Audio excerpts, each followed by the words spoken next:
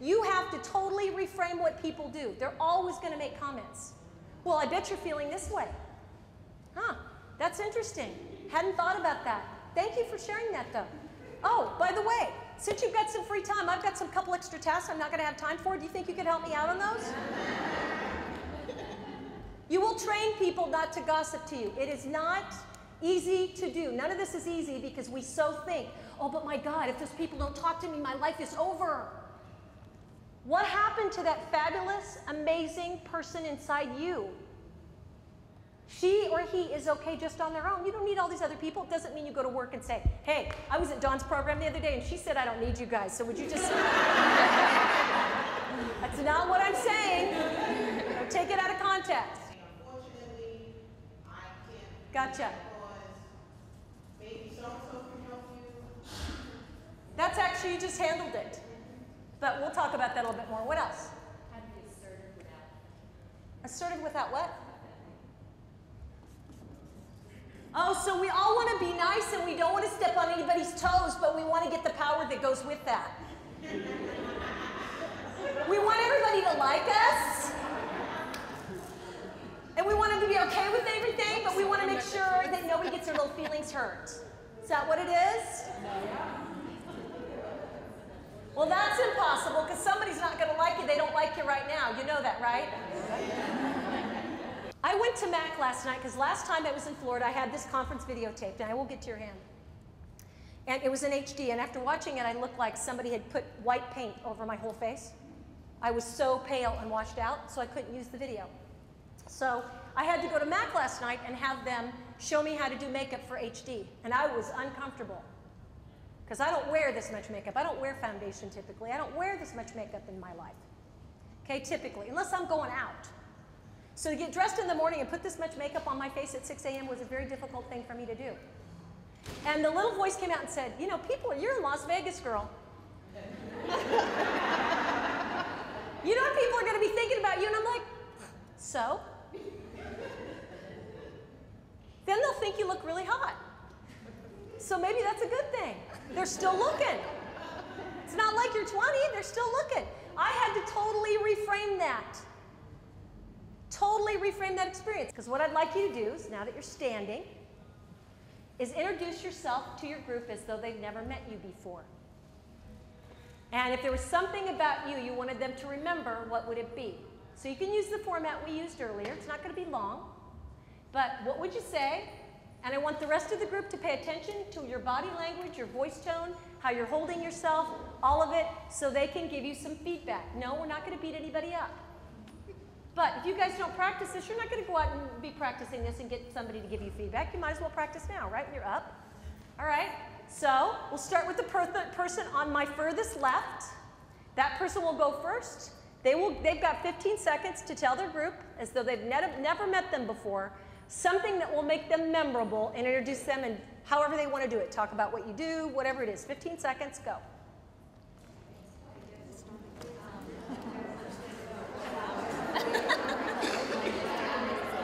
Watch the body language.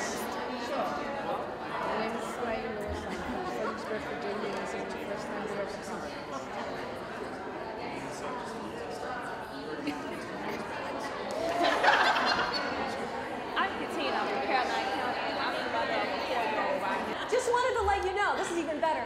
I'm going to this conference in Nashville. Remember the one I went to last year? I came home, I came back. Did a lot of great things for the company. You remarked on how great it was to have that new skill set I had. Do you remember that? And you do this. Do you remember that? Because they'll do this. They're not sure why, but they're doing it. Do you recall that? Great. I already billed it. The purchase order is going to come in and such. You won't have any problem signing it. Here it is. And you stand and wait. Because if you don't think you deserve it, you've got to, well, you know, there's this conference coming up. And I have to get up here for this. Sorry. There's this conference coming up, and I was kind of sort of wondering if maybe I could go. Or we hand here, we hold our hands here, the fig leaf position. You get the fig leaf position? Do you all know what a fig leaf is? Go to Caesar's Palace. Okay, fig leaf position. And this is how most of us stand, and we wonder why nobody takes us seriously. I don't know, would you take her seriously? Head lowered, eyes up. Think about how your 8-year-olds are, your 8-year-old girls. Then think about what happens when the hormones kick in. That's what this is. Don't want to do that at work. Okay? You want to stand differently. And I'll go over that in a minute. Self-effacing remarks. I don't know much about this, but drop that. Even if you don't know anything about it. Drop that. Tag questions. Don't you think? That would be a good idea, don't you think?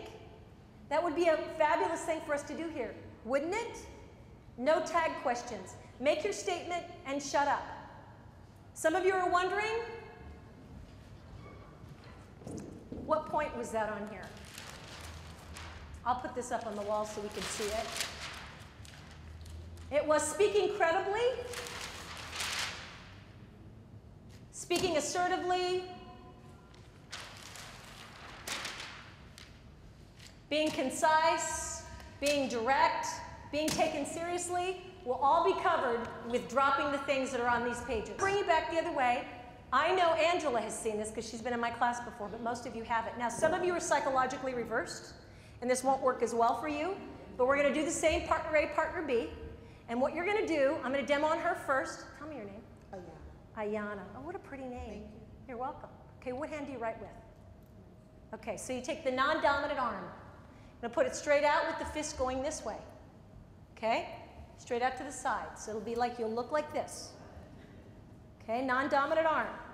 And I'm going to do it on her first. Now I'm going to have her resist me, and we're going to see how strong she is with 2 fingers on the wrist bone.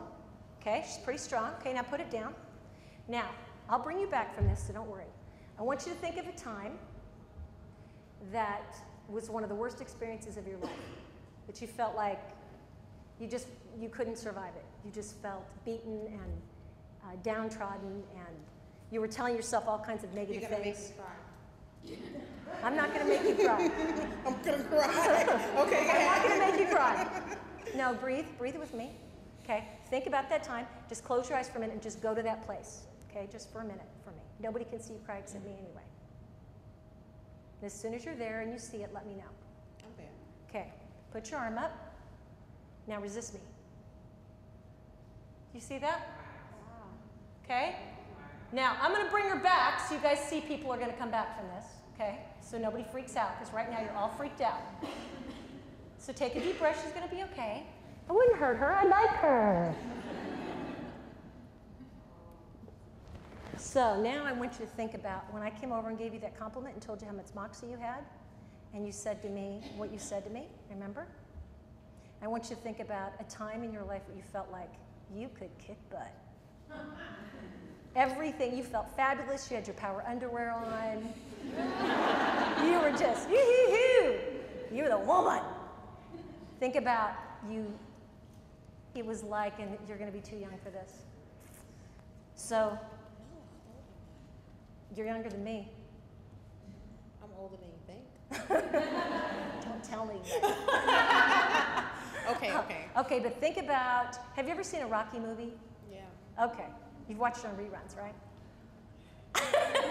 Okay, No. so think about when Rocky Balboa was running to the top of the steps, and the music's going dun dun dun dun dun dun dun dun dun. You know that kind of music, and you feel like the whole world is your oyster. Like whatever time it was, maybe it was your child, maybe it was a really great job, maybe it was graduating from high school or college. You felt like there was nothing that could get in your way. Think about that time. Okay, I see you got that. You're there, aren't you? Okay, as soon as you feel good, put your arm up and resist me, just like you did the first time. Now resist me. You see the difference? Now, the reason, first we're going to give her a big round of applause because she was very good. From now on, a commitment I'd like you to make to me is that you will no longer talk about something about somebody else. You will talk only to the person that can do something about it. Don't go griping to your coworkers about your boss. First, it's not good. It's not smart. It will get back to them eventually. They seem like they're on your side, but they're not. And second, when you complain about something, you know what you say to the world, to the universe? You say, I know there's something better out there, but I don't have the guts to go after it. Do you see how that might be the case? And here's what I have discovered. The more you love and honor yourself, the more you love and honor yourself, the more you can love, honor, and respect other people. Just the way it is. And people want to be around that because it's a different kind of energy. It's a different kind of energy. I'm not talking about arrogance. I'm not talking about arrogance. I'm talking about genuine knowing that you're a fabulous, wonderful creation, and there's only one like you. So we've got to stop being nice and learn how to take care of ourselves and set some boundaries. If you were buying a classic, and it is the only 56 T-Bird around, and it's an original paint with original interior. I love cars, by the way. And I would love, that is one of my dream cars. 56 Thunderbird, original paint, original interior, kept in somebody's garage in Schuyler, Nebraska. If you're not from Nebraska, you wouldn't know about that.